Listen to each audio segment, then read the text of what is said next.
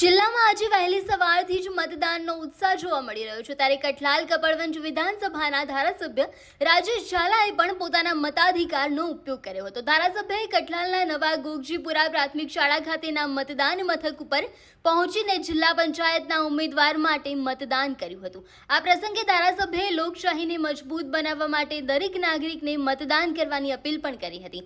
મહત્વનું એ છે કે જિલ્લા પંચાયતની આ ચૂંટણીમાં વહીવટીતંત્ર દ્વારા ચુસ્ત બંદોબસ્ત રાખવામાં આવ્યો છે અને મતદારોમાં પણ ભારે ઉત્સાહ વર્તાઈ રહ્યો છે।